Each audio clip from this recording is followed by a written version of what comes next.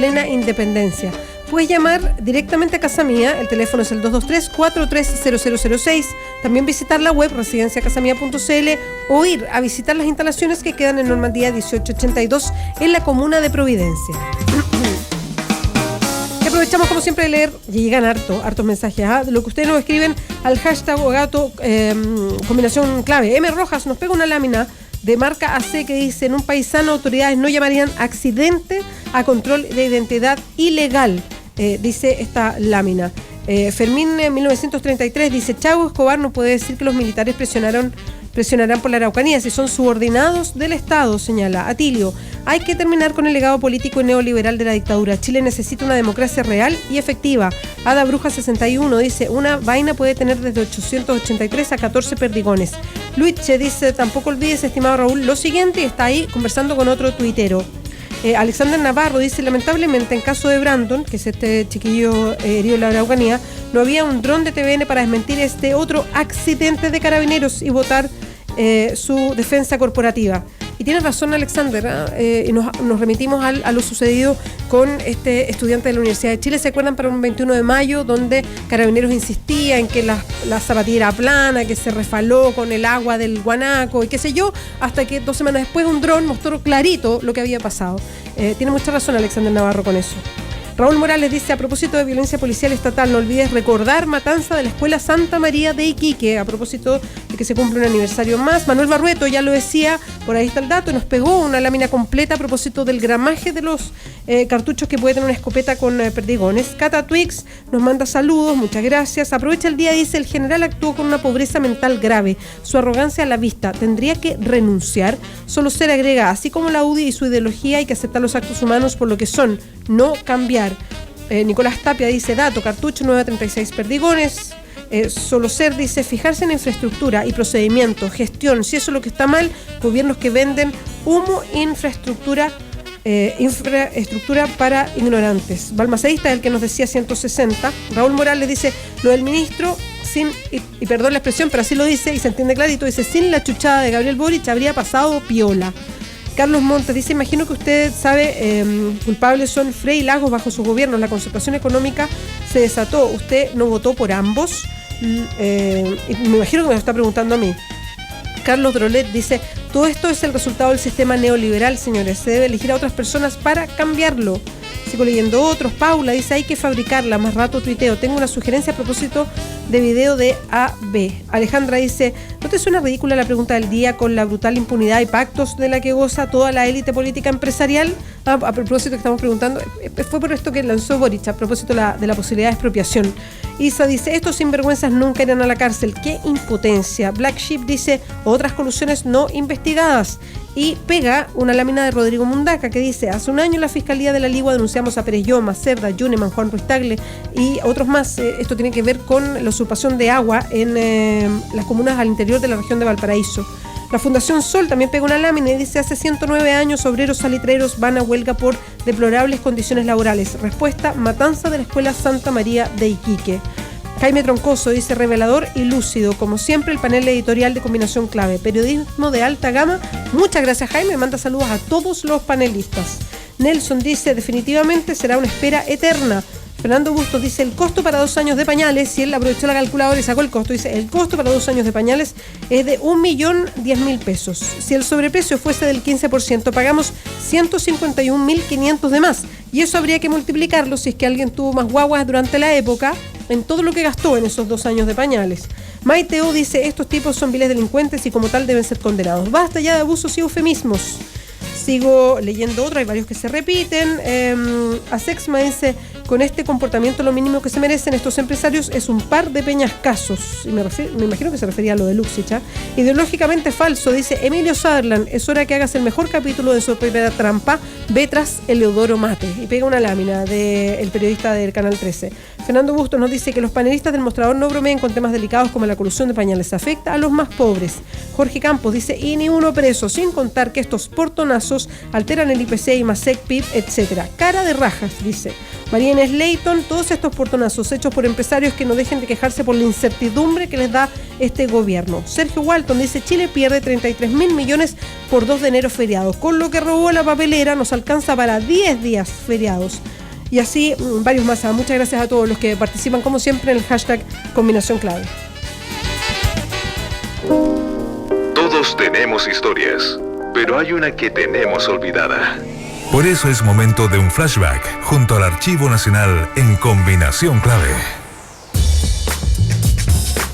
Siempre nos miramos a propósito de lo que podemos encontrar en nuestra propia historia. Esto con ayuda del Archivo Nacional de Chile, que ayuda a muchos de los profesionales que nos acompañan siempre para estas investigaciones sobre cómo somos los chilenos, sobre lo que nos pasó. Y esta vez nos vamos a dedicar a un tema que se puso sobre la mesa, entre tantos otros, ¿no? Se puso sobre la mesa en estos días y tiene que ver con los inmigrantes. Bueno, ¿cuál es nuestra historia si hablamos de inmigración? Estamos en el estudio con Julio Retamal, nos ha acompañado varias veces acá. Él es periodista de la Universidad de Santiago, es egresado de Derecho de la Universidad Católica, es licenciado en Historia de la Universidad de Chile y candidato a doctor de la Universidad de Castilla-La Mancha en España. O sea, se la pasa estudiando. Julio Retamal, que está con nosotros. Hola, Julio, bienvenido otra vez. Gracias por la bienvenida. Bueno, se puso el tema sobre la mesa después de declaraciones de algunos presidenciables, de algo que está pasando en Chile, y tiene que ver con la inmigración. ¿Podríamos hablar que Chile es un país de inmigrantes o que se ha abierto en muchas oportunidades a los inmigrantes? Absolutamente un país de inmigrantes. Es un país de inmigrantes desde el momento en que el hombre no nace en Chile, ni siquiera en América, ¿no? Entonces el destino del hombre siempre ha sido migrar. Caminar, buscar, en alguna época la recolección y la caza, buscaba qué recolectar y qué cazar. Para el caso concreto de Chile, los vestigios más antiguos que tenemos son las culturas Aconcagua y Vergel, que fueron en algún momento desplazadas por sujetos que lo que podríamos decir hoy día hablan el idioma mapudungún. Desde La Serena hasta Chiloé, el idioma mapudungún o la lengua, ¿no? Se apodera de la tierra, se yergue en la tierra. No quiero decir con esto que hayan desaparecido los vestigios de Aconcagua o del Vergel, sino que se subsumen. En general, el país, si tú lo miras desde la perspectiva de la conformación socioétnica, digámoslo así, el país es una mezcla, en una batidora, desde lo más reciente a lo más antiguo, si miráramos, porque claro, cuando uno habla de los indígenas, no está hablando de un grupo de indígenas, está hablando de muchos grupos de indígenas que son étnicamente distintos. Incluso me atrevería a decir que entre los que hablan el mapudungún son etnológicamente diversos. Entonces no se puede hablar de un solo grupo. Piensa nada más que los pehuenches hablaban en épocas históricas, te hablo del siglo XVII, un lenguaje completamente distinto al lenguaje del mapudungún. Y sin embargo ellos lo fueron adaptando. Ahora, Julio, entendiendo que esto viene desde el origen, incluso más atrás del origen, que uno podría decir, porque uno habla de las etnias originarias y no necesariamente son de origen mismo, ¿no? No son originarias. Pero hablando y mirando la historia, podemos hablar de, lo voy a mencionar así, a lo mejor no es técnicamente lo mejor, pero ¿podemos hablar de oleadas de inmigrantes cada ciertos años o es una inmigración permanente? Hay las dos cosas. Ya. Hay una migración permanente y hay oleadas de inmigrantes. Por el pronto, piensa que la primera oleada, llamémosla inmigración, de ese modo, es la migración que hacen los quechua y aymara, ¿no es cierto?, encabezando una expedición invasora de lo que se denominaba el Imperio del Tihuantinsuyo, que abarca hasta el río Maipo aproximadamente, o sea, lo que en tradición se dice el Inca, el Imperio Inca en Chile. Bueno, eso no significa otra vez, ¿no es cierto?, que desaparecieran los que hablaban mapudungún en esa zona. No, al contrario, se fusionan. Hay culturas dominantes y la dominación implica también un someter a uno a los dictámenes de otro. Luego de las incursiones incaicas, si uno mira el territorio, eso estábamos hablando de la zona central. Hay que pensar que la zona austral está intocada cuando habla uno de los Ona, Yagane, Alacalufe. Son otras etnias completamente distintas a las de la zona central. Pero como el Chile nuestro se desarrolla en la zona central, podríamos decir que la zona central, después de los incas, sufre la entrada, penetración, invasión o migración europea. Pero no solo europea, capitaneada o encabezada por los castellanos, que además traían flamencos, alemanes, franceses, etcétera, sino que a poco andar empiezan a llegar lo que se denominan africanos, que son gente de color venida en función de una condición socioeconómica adversa, que es la esclavitud. Y esto no es poco, es mucho, es mucho. Yo quiero poner un ejemplo. El ejemplo es el siguiente. Fíjate que yo estoy haciendo una investigación, terminando una investigación en el Archivo Nacional, que se llama la inmigración africana entre 1600 y 1650. Y los inmigrantes más o menos, calculo yo que deben estar del orden de los 12.000 a 15.000 personas. Es decir, esto significa que los españoles, los mestizos americanos, los indígenas y los africanos que entran al territorio de Chile o al territorio de Santiago son aproximadamente unos 12 a 13.000. De esos 12 o 13.000, 3.550 son africanos. ¿Y dónde se instalan? ¿Más en Santiago. En Santiago. En Santiago, en la zona de Santiago, claro, y los alrededores, por supuesto, Caleretango, qué sé yo, todas las zonas que son factibles de ser dominadas por Santiago. Pero también te digo más, hay a lo menos 4.000 o 4.500 indígenas que no son indígenas nacidos en el territorio chileno, sino que son indígenas de Córdoba, indígenas del Paraguay, indígenas del Brasil, indígenas del Perú, indígenas del Alto Perú o Bolivia, indígenas ecuatorianos que llegan migrando hasta la zona central de Chile atraídos por el trabajo. Entonces cuando se habla o se dice por parte de presidenciables o expresidentes o una cantidad de gente rara que pulula por este país y que no sabe, vale la pena que apuntarles al conocimiento, que revisen su ADN, que revisen su genealogía o que revisen de dónde vienen. Todos somos hijos, nietos, bisnietos y tataranietos de inmigrantes. Ahora, Julio, lo hemos conversado varias veces acá, lo dijo a lo mejor de manera bien magistral el sacerdote Felipe Berríos, diciendo... para Chile, y esto tiene que ver a lo mejor por un clasismo básico que tenemos entre nosotros mismos los chilenos, se habla del extranjero, si viene gente a instalarse desde ciertos países europeos, por ejemplo, y de inmigrante, si son vecinos que vienen, no sé, Perú, Bolivia, Ecuador, en fin. Y quizás hace esa diferencia. A uno lo miramos como extranjero, a otro lo miramos como inmigrantes. ¿Eso siempre ha sido así? Yo creo que a ver, hay que revisar los conceptos. En primer lugar, porque Chile forma parte durante la época colonial del Imperio Hispánico. Y todos los nacidos en América eran españoles. Habían españoles indígenas, habían españoles africanos y españoles blancos. También los chilenos estaban en la misma situación. Ahora bien, el problema se plantea cuando aparecen las fronteras de Chile respecto de los limítrofes Argentina, Perú, perfecto, Bolivia. sí, porque antes había desplazamiento, claro, y éramos todos iguales. Todo lo la mismo. Gente se desplazaba. Exacto. Hay que recordar que hay un presidente chileno nacido en Buenos Aires, que es Manuel Blanco Encalada. Hay que recordar que agente chileno en Londres era un guatemalteco como Antonio Irizarry. Pero yo quiero apuntar a lo que tú señalas. Y lo que tú señalas estás diciéndome en el fondo, digámoslo así, que los de color blanco son extranjeros y los de color morenito son, ¿cuál es la palabra que usaste? Inmigrantes. Inmigrantes. Sí. No me parece, a mí me parece que hay gente de color en aquellos que denominan extranjeros. Por ejemplo, una de las grandes familias de Santiago, rica, afortunada, descendía directamente de un negro, de un africano, en la zona de la Martinica, pero llega después ya diluido su color negro y se asienta como comerciante en Santiago en el siglo XVIII. Mira, esto es tan relativo, depende un poco de la posición económica de las personas.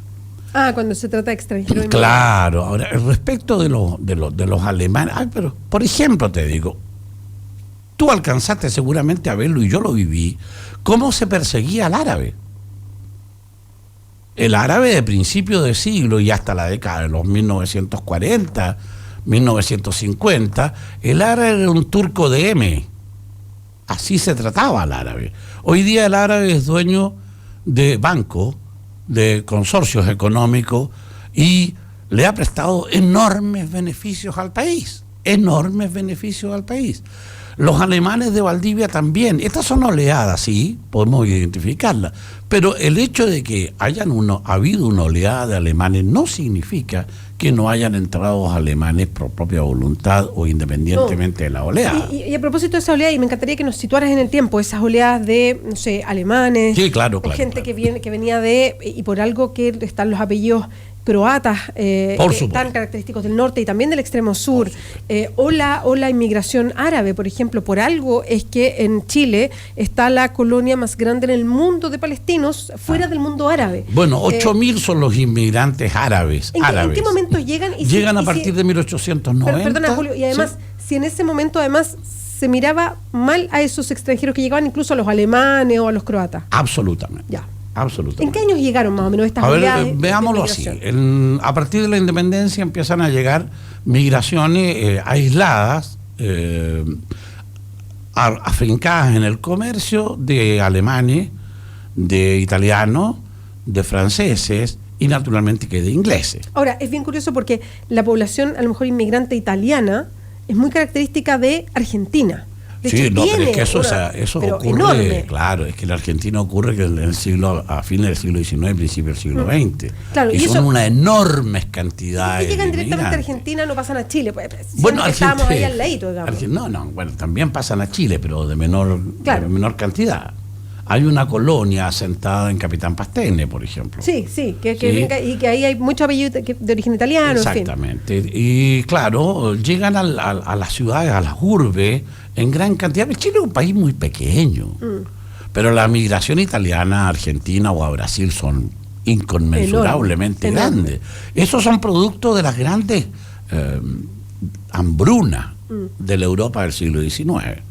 Pero, como te digo contando, luego aparece en una organización de Chile por atraer colonos a ocupar espacios desocupados, entre comillas, desocupados, que son las oleadas de sujetos que vienen a mediados del siglo XIX, que son los alemanes, que se radican fundamentalmente en Valdivia y en Osorno, hasta Puerto Montt.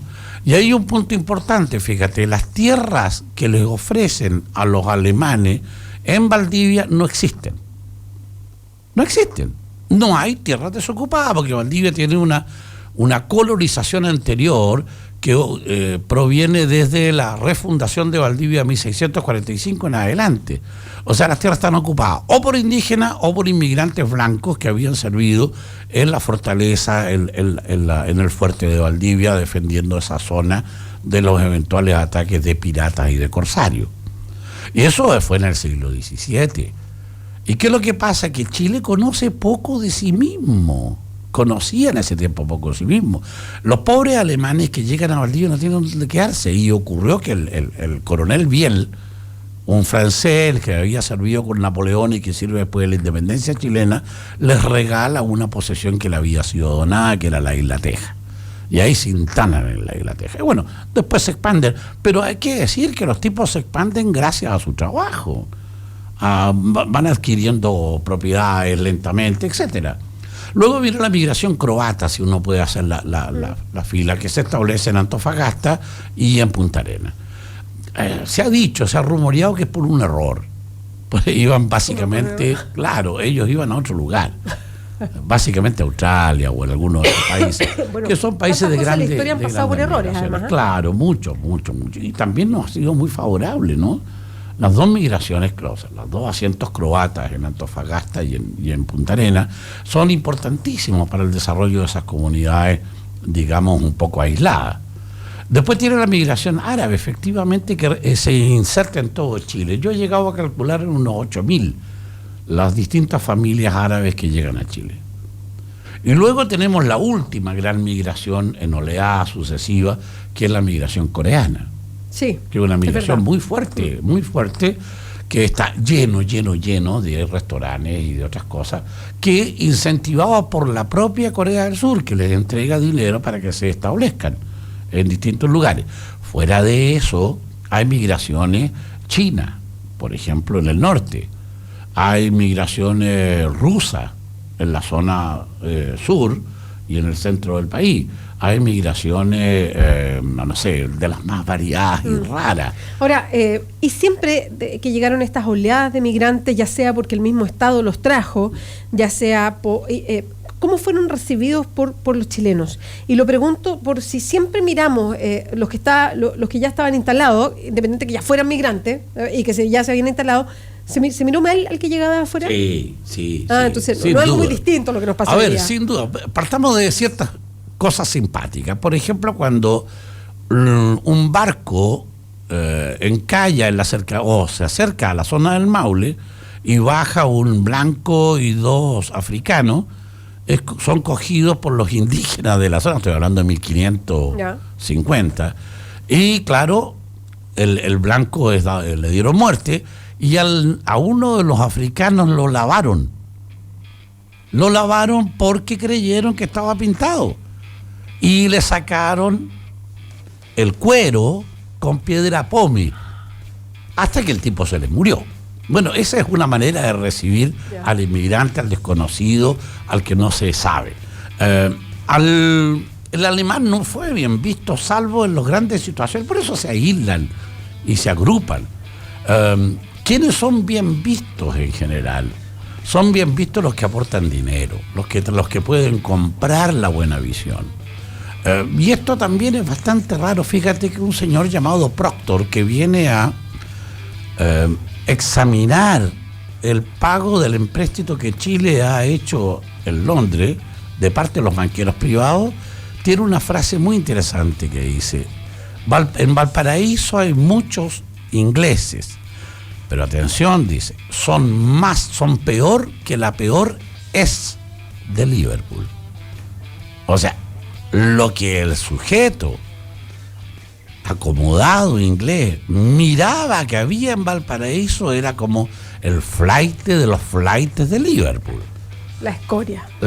Sí, claro. Luego, a los árabes se les expulsaba de los lugares.